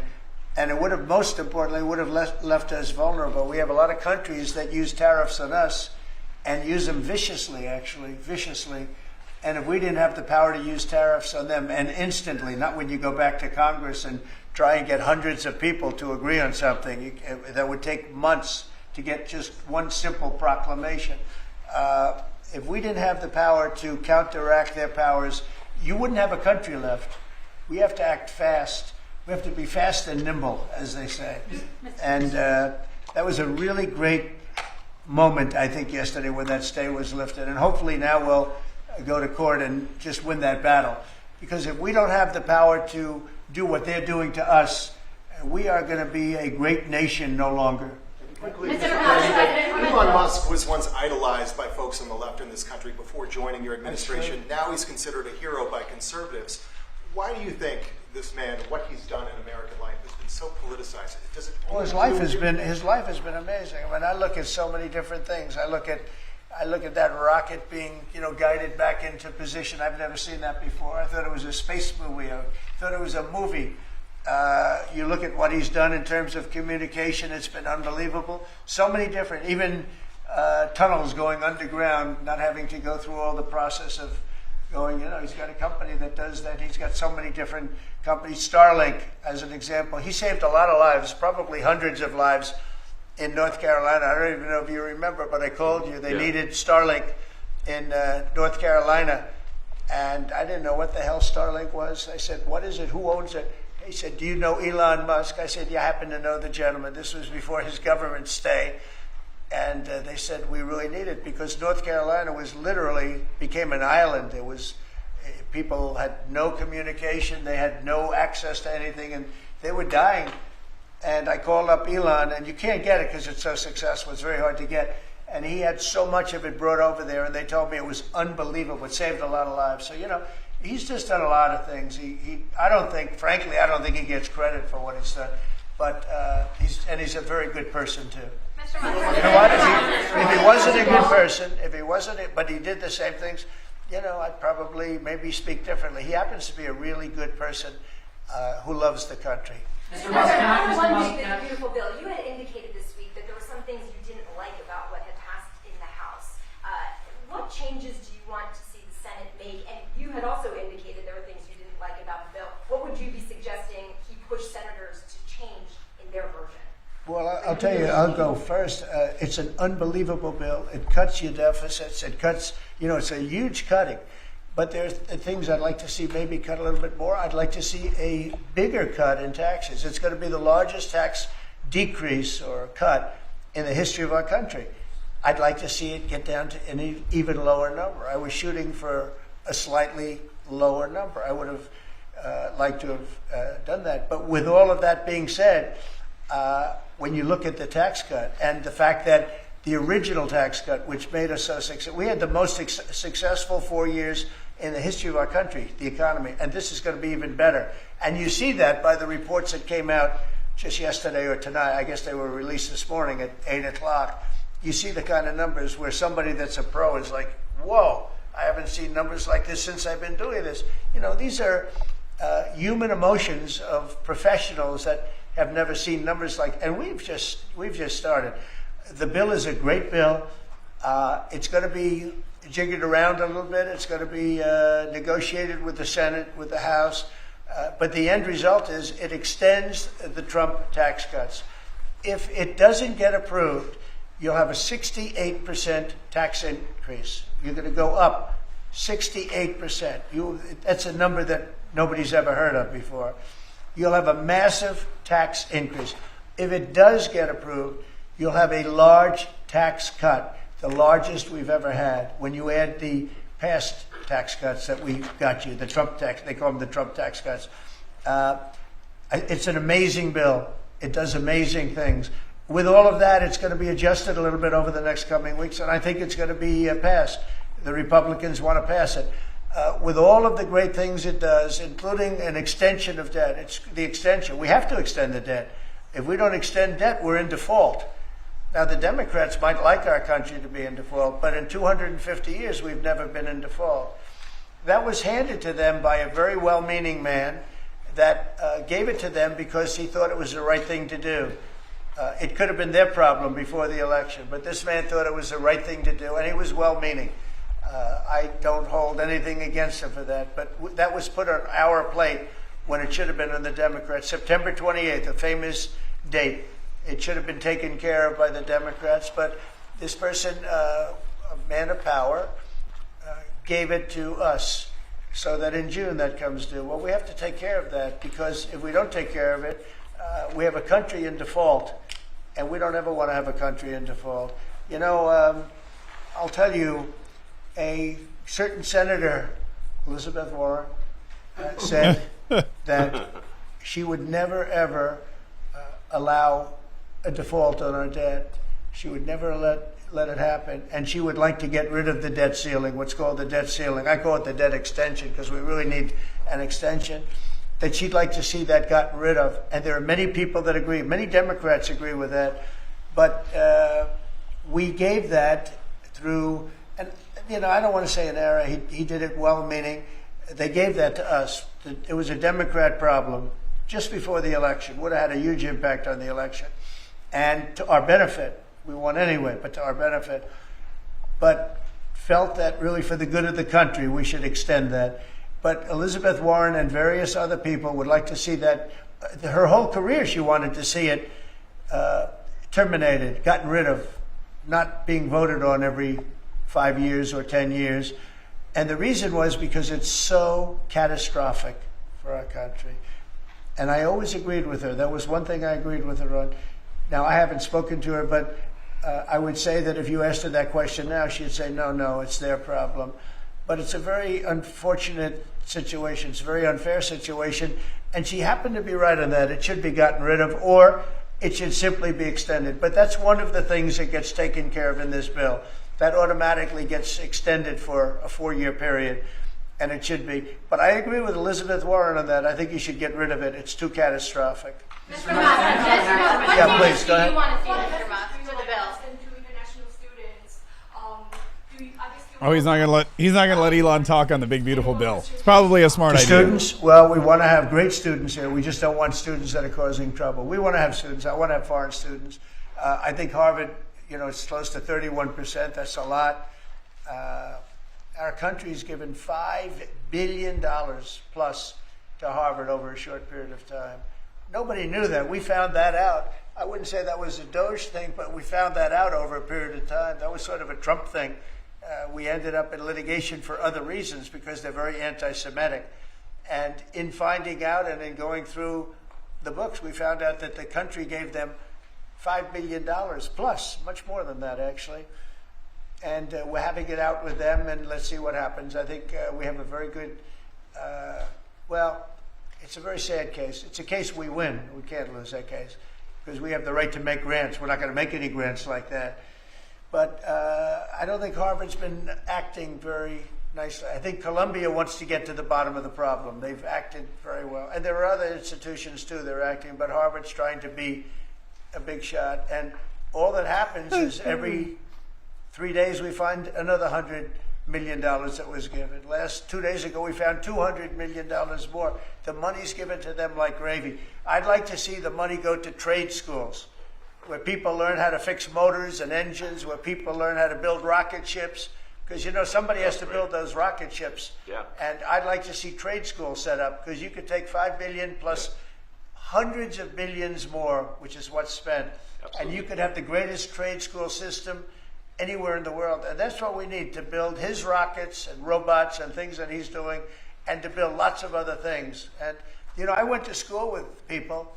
In some cases, they weren't good students, but they could fix the engine of a car better than anybody I've ever seen. They could take it apart blindfolded. They had an ability at that. And they did very well. They made a lot of money. It's a very skilled job. It's great.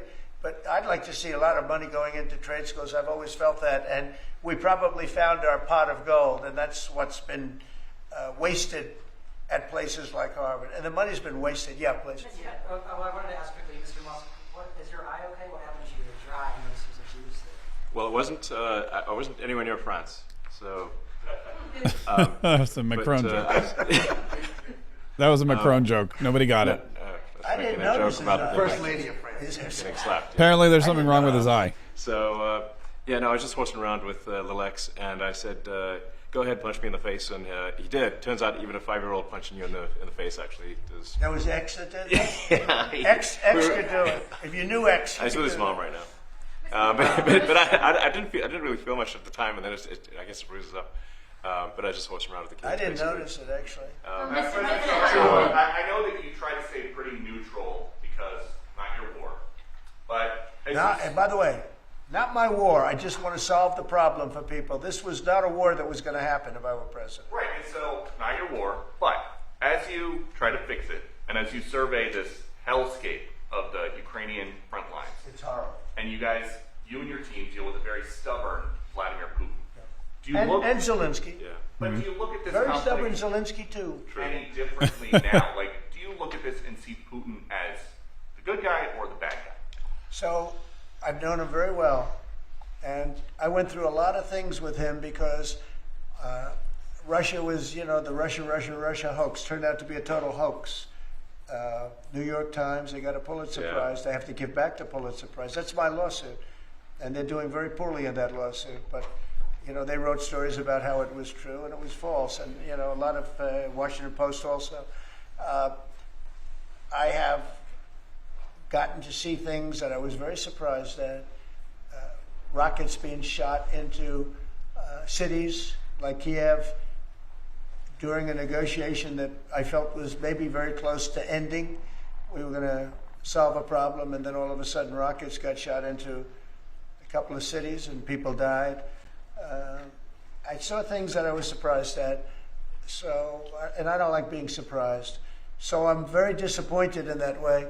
With that being said, I'd like to see it end. 5,000 people, I think the numbers are even more than that, but 5,000 people a week are being killed. Mostly soldiers, but also people that live in little cities and towns throughout Ukraine. And I'd like to see that stop. And I asked Caroline this yesterday, but I want to ask you directly. So many of the things that you're trying to do are held up in court right now. If the courts are going to have so much influence over U.S. policy, do you wish you would have just become a judge instead? Yeah, well, look, it wasn't meant to be that way. If you look at the founders, the president had certain powers, and you have your three groups, and they all had supposed to be pretty equal powers. But you can't have a judge in Boston running foreign policy in places all over the country because he's got a liberal bent or he's a radical left person. That's what the executive branch is for. And you have checks and balances. But we had millions of people pour into our country, many, many criminals poured into our country, murderers, mental institutions from all over the world being emptied out into our country. And if we don't get them out and get them out quickly, could lose your country very easily. This is a bad, that anybody would allow this to happen to our country. With all of the things, we took over inflation, we took over some wars, we took over a lot of problems that didn't exist when I was president. None of it existed. We wiped out ISIS. Other than that, we had no wars. Putin was never going to hit Ukraine. Israel would have never been attacked. That attack, as you know, Iran had no money. They didn't have money for Hamas. They didn't have money for Hezbollah. They had no money whatsoever. That wasn't going to happen. All of these things that happened weren't going to happen. You wouldn't have had inflation. So it's very sad when I came back. But the thing that is the hardest is that they allowed 21 million people into our country. And many of those people are stone cold criminals. They moved their criminal population into the United States. And of all the things that are bad, I solved inflation, I believe, already. I got the fuel prices down. The fuel prices came down. That's one of the reasons. They screwed up the energy. They screwed up the cost of gasoline and oil and gas. And you had tremendous inflation. The greatest inflation probably in the history of our country under Biden. And when people said, but the economy was, no, the economy was terrible for the people because they couldn't afford the energy. And the energy brought everything else up. Energy is the big deal. But with all of that, we solved that already. In 4 months, we solved it. $1.99, $1.98 gasoline. First time people have seen that in a long time since my term. But the hardest thing to solve is millions of people pouring into our country, many of whom are criminals. Because remember, these countries are smart. Their leaders are very street smart. They're sending the people that they don't want. They don't want the people that are there, that are law-abiding, that are productive, that are working hard. They want people that are in jails. We have them. They allow them to come in. And I always look to the other side, like, why would somebody do something? In business, I try and study, why would they want to do this? Why would they want to sell it? Why would they want to buy it? One thing I can't figure out is, what would an administration, what were they thinking when they allowed millions of people from prisons all over the world, not just from South America, Venezuela, all over the world, from the Congo, in Africa, hundreds of people, thousands of people from the Congo, rough prisoners, from Asia, from Europe, rough parts of Europe. Why would they allow them to come into our country? Why would they do that? It's the one thing I can't figure out. And I don't believe it was Joe Biden. I really don't. I mean, look, he's been a sort of a moderate person over his lifetime. Not a smart person, but somewhat vicious Moderate, person, but not smart. I will say. If you feel sorry for him, don't feel so sorry because he's vicious. What he did with his political opponent and all of the people that he hurt a lot of people, Biden. And so I really don't feel sorry for him. But he wasn't a person that would allow murderers to come into our country. He wasn't a person that was in favor of transgender for anybody that wanted it, take kids out of families, et cetera, et cetera. So I just don't understand why a thing like this, how a thing like this could have been allowed to happen. Very sad. It's very sad for our country. If I could add something to that, which is, I think the fundamental moral flaw of the left is empathy for the criminals and not empathy for the victims. Empathy for the criminals, but not empathy for the victims. And there's been way too much of that. That needs to stop. To the president's point, there's been immense judicial overreach that is unconstitutional. That was never intended. And it's undermining the people's faith in the legal system. It needs to stop. It's gone too far. And just today, we had, just a couple of hours ago, we had a great decision from the Supreme Court, thank goodness, that was very important. We had two important decisions yesterday on the tariffs because, again, we have to be able to fight a fair fight with other countries. Howard, would you say? We have to be able to use tariffs to fight people that use tariffs on us. I mean, if we didn't have that power of tariffs, we would economically be destroyed as a country because they will destroy us. Other countries will destroy us with unchecked tariffs. We can check them when we have the use. They tried to take that power away from us. And if you take that power away, we're not going to have a country. We won't have an economically viable country. But it's very important on immigration that we be able to get people out without having to go through a long court case. I mean, it was up to some of these judges. Every single one of these millions of people, criminals, prisoners that were let go from jails because they save a fortune when they did. They brought them into the United States. You know what they're saving? The money they're saving? But some of the murderers, it's very important that we're able to get those people out of here fast, bring them back to their country where they belong. And those countries take them because if they don't take them, they have to go through the wrath of the United States, and they take them. But we have judges that don't want that to happen, and it's a terrible thing. That's going through the court system right now, that whole situation. But when ICE and with Border Patrol, they've done an incredible job. When they do this incredible job and they capture 100 killers and drug dealers, and we can't keep them for years here as we go through trials. We have to get them out rapidly, and we know who they are.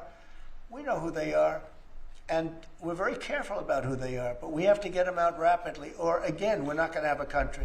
Okay? Maybe one or two more. Go ahead, please. All right. I unfortunately, they're going to go a couple more questions. I unfortunately have to wrap it up because, well, we got to go. But listen, thank you we got so many super chats and so many Rumble rants and so much support, and thank you so much. And just another programming note that tomorrow, tomorrow's Saturday. Next week, we will be off. We're not going to be here next week. So there will be no Mark Kaye Saves the Republic, but we will be back on the 9th. And remember, set your alarm, set your reminders for noon o'clock Eastern on the 9th of June for a major, life-changing, earth-shattering, politically monumental announcement. Followed by Mark Kaye Saves the Republic Live. And in the meantime, thank you guys so much. Have a wonderful week. I'm going to miss each and every one of you.